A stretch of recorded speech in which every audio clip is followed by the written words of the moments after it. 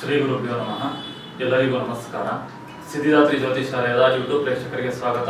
ನಾನು ನಿಮ್ಮ ಕಿಶೋರ್ ಆರಾಧ್ಯ.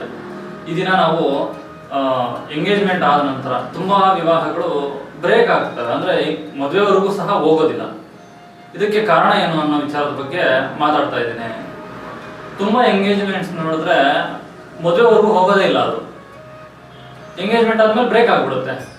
ಇದಕ್ಕೆ ಕಾರಣ ಏನಪ್ಪಾ ಅಂದ್ರೆ ಎಂಗೇಜ್ಮೆಂಟ್ ಮಾಡಿರೋ ಮುಹೂರ್ತನೇ ಸರಿ ಇಲ್ಲ ಅಂತ, ಅಥವಾ ಹುಡುಗ ಅಥವಾ ಹುಡುಗಿ ಜಾತಕದಲ್ಲಿ ಇಬ್ಬರಲ್ಲೊಬ್ಬರ ಜಾತಕದಲ್ಲಿ ಮೊದಲೇ ನಿರ್ಧಾರ ಆಗಿರುತ್ತೆ ಎಂಗೇಜ್ಮೆಂಟ್ ಆದ್ಮೇಲೆ ಮದುವೆ ಬ್ರೇಕಪ್ ಆಗುತ್ತೆ, ಎಂಗೇಜ್ಮೆಂಟ್ ಮಾಡ್ಕೋಬಾರ್ದು ಅಂತ.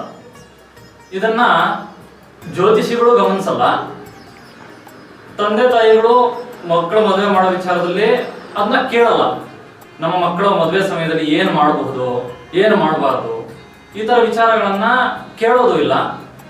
ಜ್ಯೋತಿಷಿಗಳು ಸಹ ಅದನ್ನ ಗಮನಿಸೋದಿಲ್ಲ.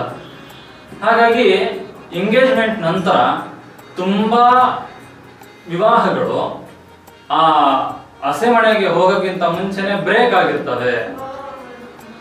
ಹಾಗಾಗಿ ನಾವು ಹೇಗೆ ವಿವಾಹಕ್ಕೆ ಮುಹೂರ್ತವನ್ನ ನಿರ್ಣಯ ಮಾಡ್ತೀವೋ ಅದೇ ರೀತಿಯಾಗಿ ಎಂಗೇಜ್ಮೆಂಟ್ಗೂ ಸಹ ಚಂದ್ರಬಲ, ತಾರಾಬಲ, ಸೂರ್ಯಬಲ, ದೈವಬಲ, ಶುಭಲಗ್ನ ಬರುವ ಹಾಗೆ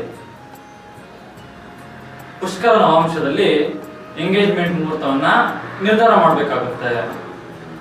ಅದನ್ನ ನಿರ್ಧಾರ ಮಾಡಿ ಶಾಸ್ತ್ರೋಕ್ತ ವಿಧಾನಗಳಲ್ಲಿ ಎಂಗೇಜ್ಮೆಂಟ್ ಮಾಡೋದ್ರಿಂದ ಈ ರೀತಿ ಆಗ್ತಕ್ಕಂತಹ ಸಮಸ್ಯೆಗಳನ್ನ ಪರಿಹಾರ ಮಾಡ್ಕೊಳ್ಬಹುದು. ನಾವು ಮುಂದೆ ಬರ್ತಕ್ಕಂಥ ವಿಡಿಯೋದಲ್ಲಿ ಶಾಸ್ತ್ರೋಕ್ತವಾಗಿ ಎಂಗೇಜ್ಮೆಂಟ್ ಮಾಡೋದು ಹೇಗೆ, ಲಗ್ನ ಕಟ್ಟೋದು ಹೇಗೆ, ಈ ವಿಚಾರದ ಬಗ್ಗೆ ತಿಳಿದುಕೊಳ್ಳೋಣ.